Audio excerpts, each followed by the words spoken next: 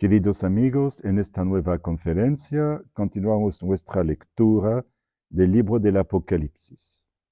Habíamos llegado al capítulo 15. Leamos pues este capítulo que es relativamente breve. Vi en el cielo otro signo grande y maravilloso.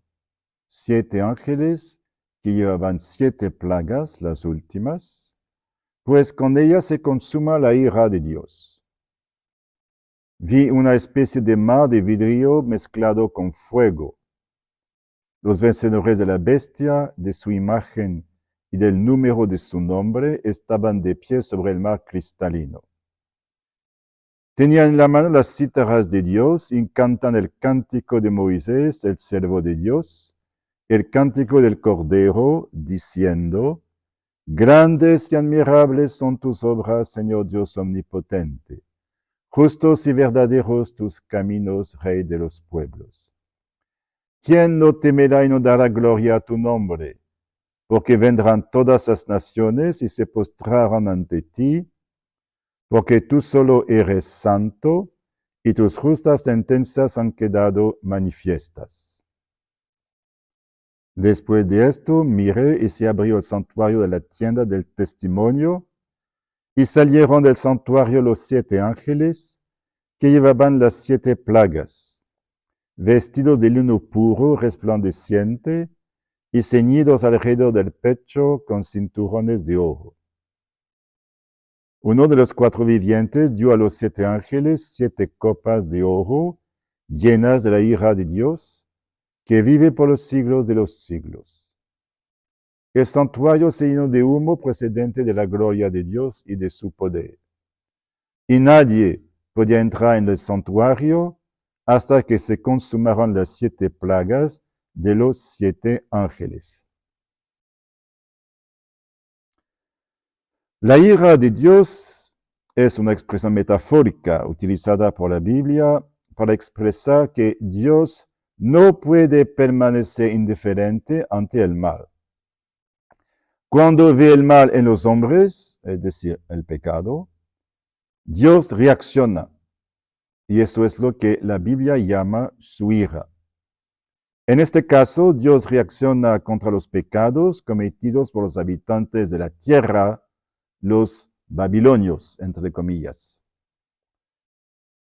Vi una especie de mar de vidrio mezclado con fuego. Los vencedores de la bestia, de su imagen y del número de su nombre estaban de pie sobre el mar cristalino. Se trata, por tanto, de aquellos que han vencido a la bestia. Creo que es el mismo número, el mismo grupo que los 144,000 presentados en el capítulo 7, cuando fueron sellados, y mostrados de nuevo en el capítulo 14 como seguidores del Cordero, que los siguen a donde quiera que va. Pienso que están implícitamente presentes en el capítulo 13, donde son los que no aceptan la dominación de la bestia. Y en el capítulo 14, donde aparecen como aquellos que son martirizados en el lagar. De este modo han vencido a la bestia, a su imagen y al número de su nombre. Recuerden lo que dice el capítulo 12, versículo 11. Ellos lo vencieron en virtud de la sangre del Cordero y de la palabra del testimonio que habían dado. Y no amaron tanto su vida que temieran la muerte.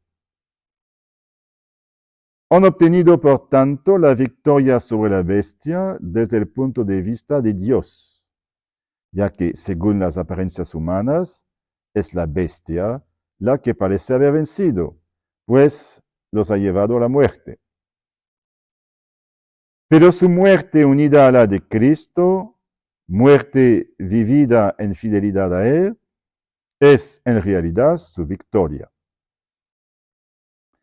Cantan el cántico de Moisés, el siervo de Dios, y el cántico del Cordero. Este es otro elemento que remite al libro del Éxodo.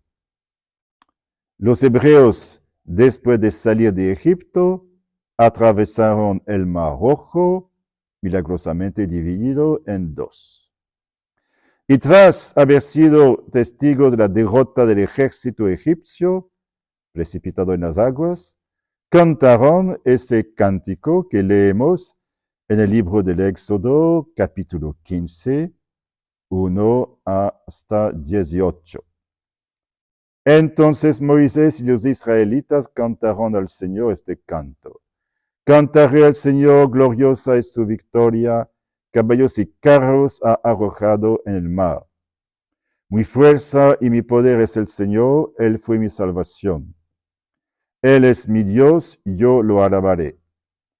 El Dios de mis padres, yo lo ensalzaré. Los hebreos alaban al Señor que ha manifestado su poder, que ha derribado a sus adversarios, que ha amontonado las aguas del Mar Rojo y ha precipitado al enemigo en el corazón del mar. Y esto concluye en los versículos 17 y 18.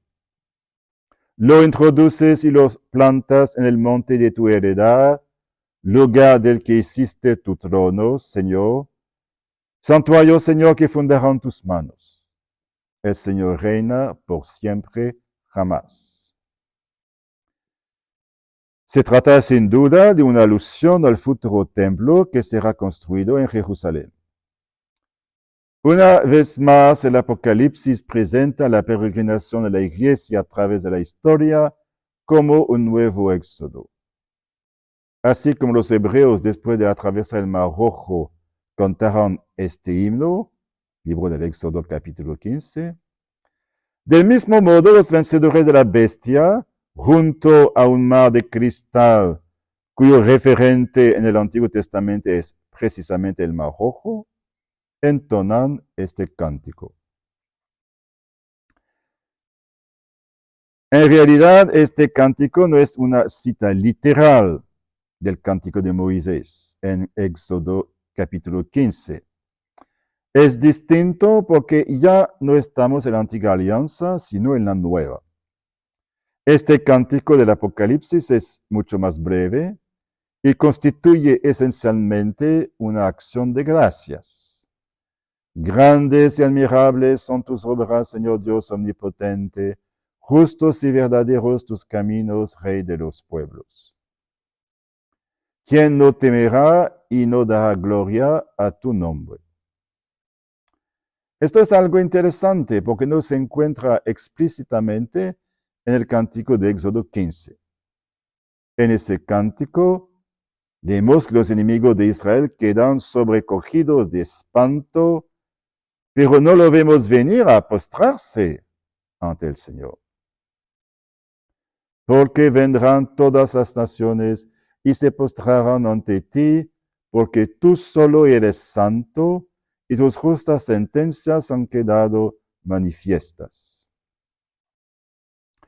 A continuación asistimos a la preparación del nuevo septenario, el de las copas.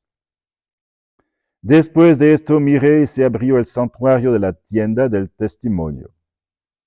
Se trata nuevamente de una imagen tomada del Éxodo. Cuando los hebreos llegaron al monte Sinai, después de haber atravesado el Mar Rojo, Moisés recibió del Señor instrucciones para construir una tienda, tal como se describe en los capítulos 25 hasta 31 del Éxodo con gran detalle. Este santuario sería la morada del Señor, el lugar donde Dios descendería del cielo para habitar en medio de su pueblo.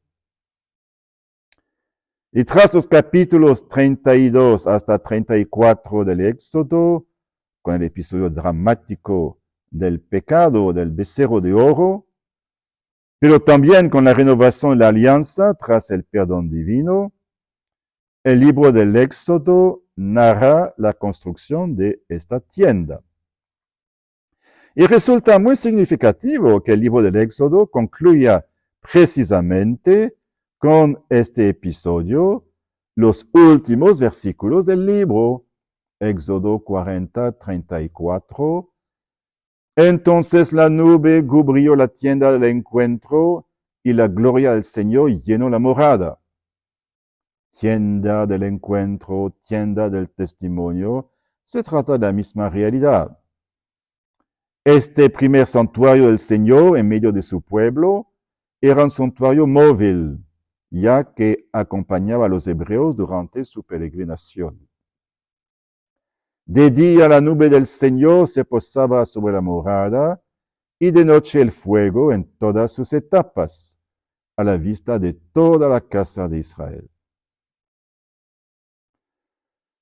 Por tanto, esta tienda que encontramos en el capítulo 15 del Apocalipsis, la tienda del testimonio, es una imagen tomada directamente de la tienda del encuentro del libro del Éxodo. Versículo 5, después de esto, miré y se abrió el santuario de la tienda del testimonio. Y salieron del santuario los 7 ángeles que llevaban las 7 plagas, vestidos de lino puro resplandeciente y ceñidos alrededor del pecho con cinturones de oro. Uno de los 4 vivientes dio a los 7 ángeles 7 copas de oro llenas de la ira de Dios, que vive por los siglos de los siglos. El santuario se llenó de humo procedente de la gloria de Dios y de su poder, y nadie podía entrar en el santuario hasta que se consumaron las 7 plagas de los 7 ángeles. Se produce aquí un fenómeno semejante al que vemos al final del libro del Éxodo. Una vez terminada la tienda, Dios toma posesión de ella y nadie puede entrar. Encontramos un fenómeno análogo en la dedicación del templo construido por Salomón en Jerusalén, en el primer libro de los Reyes, capítulo 8, versículos 10 hasta 13. Cuando salieron los sacerdotes del santuario, pues ya la nube había llenado el templo del Señor, no pudieron permanecer ante la nube para completar el servicio, ya que la gloria del Señor llenaba el templo del Señor. Dijo entonces Salomón, el Señor puso el sol entre los cielos, mas ha decidido habitar en densa nube. He querido erigirte una casa para morada tuya, un lugar donde habites para siempre. Percibimos entonces una continuidad en la historia de la salvación, la construcción de la tienda del encuentro y luego Dios que desciende para habitar en ella en la nube, la construcción del templo de Jerusalén por Salomón y de nuevo Dios que desciende en la nube para habitarlo. En el Apocalipsis, el cielo aparece simbólicamente como un templo, como un santuario y también como una tienda. El santuario se llena de humo, de modo que nadie puede entrar hasta que se consumen las 7 plagas de los 7 ángeles. Entramos después en el capítulo 16, donde se nos presenta el septenario de las copas. 7 copas sucesivas. Aquí no encontramos una intercalación entre el sexto y el séptimo elemento, a diferencia de lo que habíamos visto tanto en el septenario de los sellos como en el de las trompetas. Sin embargo, se plantea seriamente la cuestión de si el septenario de las copas es distinto de las trompetas, es decir, si se refiere a acontecimientos distintos, o si más bien constituye una recapitulación del septenario de las trompetas, como ya pensaba Victorino de Petao, el primer comentarista del Apocalipsis en la época patrística, en el siglo III. Si comparamos en detalle las trompetas y las copas, observamos que ambas toman sus imágenes de las plagas de Egipto. Esto ya lo habíamos visto al estudiar el septenario de las trompetas. Y existen similitudes muy llamativas entre ambos. Primera trompeta, granizo, fuego y sangre. Primera copa, úlceras. Segundo elemento, el mar se convierte en sangre en ambos casos.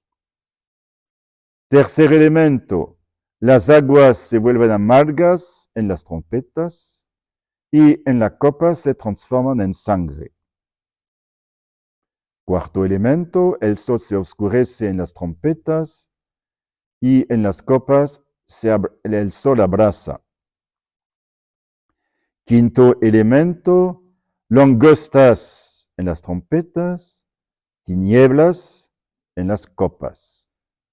Las tinieblas corresponden a la novena plaga de Egipto. Sexto elemento, una caballería innumerable en la sexta trompeta, la batalla de Armagedón en las copas. Finalmente, séptimo elemento, la séptima trompeta anuncia el fin y en la séptima copa una voz proclama, ya está hecho. Verdad que hay diferencias. Sin embargo, las similitudes son numerosas. Y si tenemos en cuenta que ya hemos identificado varias recapitulaciones en el Apocalipsis, el caso más claro es el capítulo 13, que recapitula el episodio de los dos testigos del capítulo 11. Bueno, parece razonable pensar que el septenario de las copas constituye fundamentalmente una recapitulación del septenario de las trompetas. Y podemos observar que ambos septenarios se sitúan a uno y otro lado del capítulo 12, que, como ya indiqué en la conferencia sobre la estructura del Apocalipsis, funciona como un auténtico eje de todo el libro. Entre las diferencias interesantes entre las copas y las trompetas, destaca el hecho de que los hombres golpeados por las plagas de las copas se ponen a blasfemar contra Dios, cosa que no sucedía con los habitantes de la tierra afectados por las trompetas. Leamos ahora la descripción de estas plagas en el capítulo 16. Y una voz potente que salía del santuario y decía a los 7 ángeles, id a derramar en la tierra las 7 copas de la ira de Dios. Salió el primero y derramó su copa en la tierra, y una úlcera maligna y dolorosa apareció en las personas que llevaban la marca de la fiera y adoraban su imagen. La úlcera remite a la sexta plaga de Egipto. El segundo derramó su copa en el mar y el mar se convirtió en sangre, como de muerto, y todo ser vivo que había en el mar murió. El tercero derramó su copa en los ríos y manantiales y se convirtieron en sangre. Todo esto está inspirado en la primera plaga de Egipto, cuando el Nilo se transforma en sangre. Oí al ángel de las aguas que decía, justo eres el que es y el que eras, el santo, porque has realizado estos juicios. A los que derramaron sangre de los santos y profetas, tú les has dado a beber sangre, se lo merecen. Esto expresa la justicia de Dios frente a aquellos que se niegan a convertirse. El cuarto derramó su copa en el sol y se le permitió abrazar a las personas con su fuego. Y las personas fueron abrazadas por el enorme calor y blasfemaron contra el nombre de Dios que tenía el poder sobre estas plagas, pero no se convirtieron dando gloria a Dios. El quinto derramó su copa sobre el trono de la fiera y su reino quedó en tinieblas. Y se mordían la lengua de dolor. y maldecían al Dios del cielo por sus dolores y sus úlceras, pero no se arrepintieron de sus obras. El sexto derramó su copa sobre el gran río, el Éufrates, y se secó su agua, de forma que quedó preparado el camino de los reyes que vienen del oriente.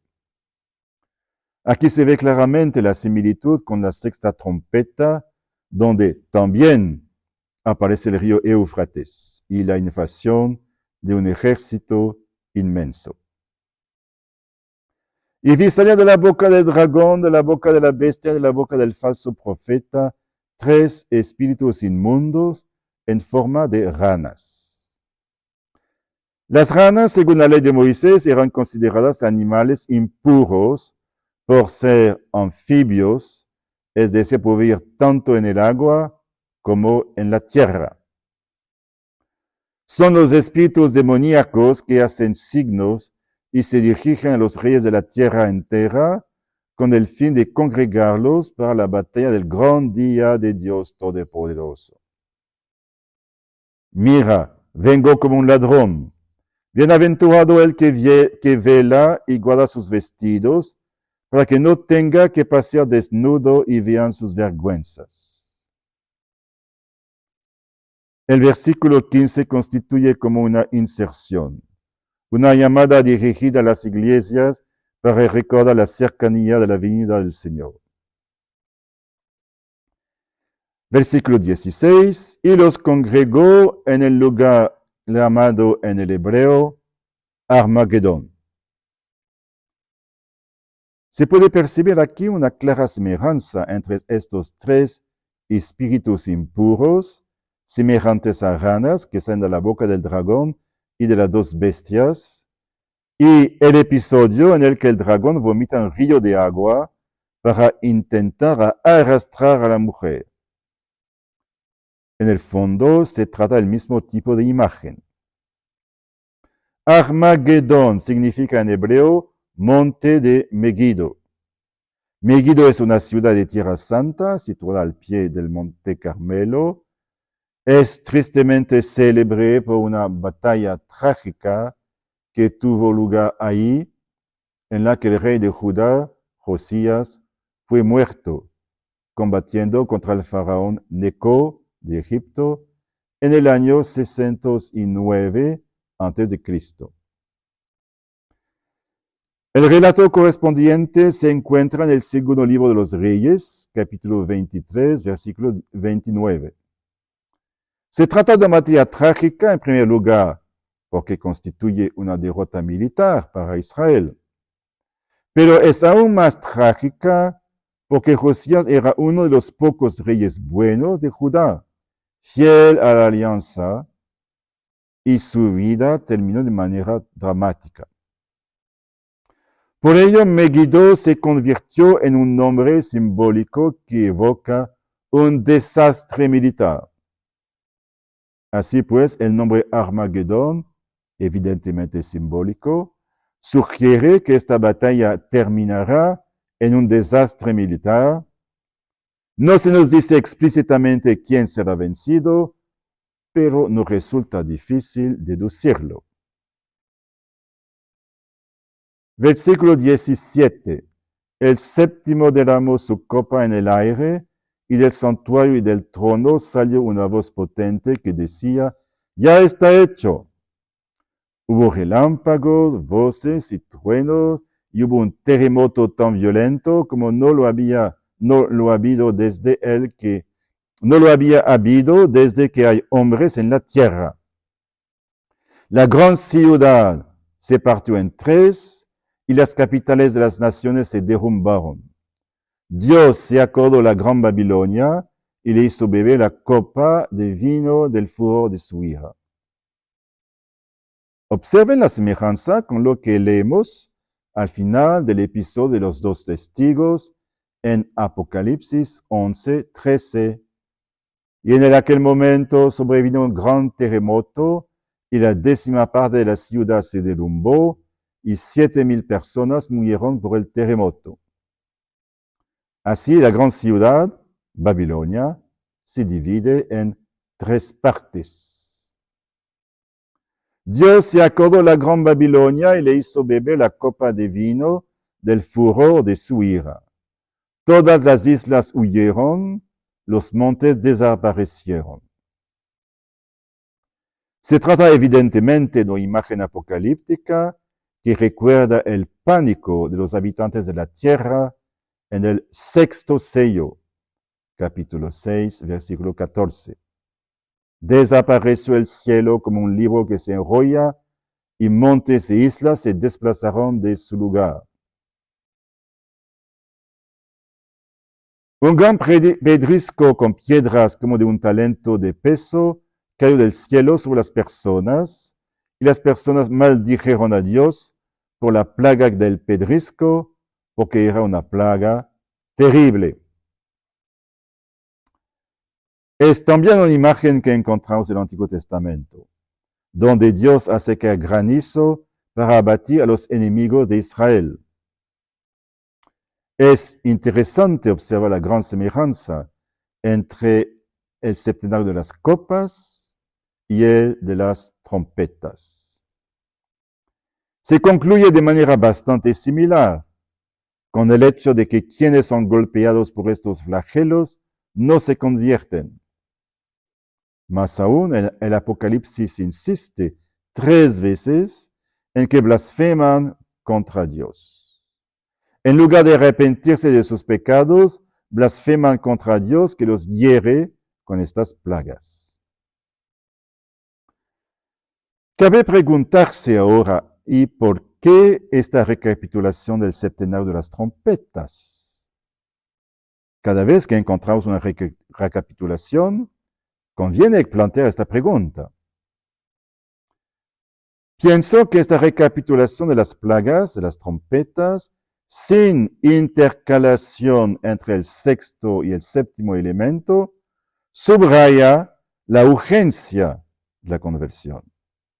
Hay una urgencia real de convertirse porque el día del Señor está cerca. Continuaremos nuestra lectura la próxima vez. Hasta pronto para la próxima conferencia.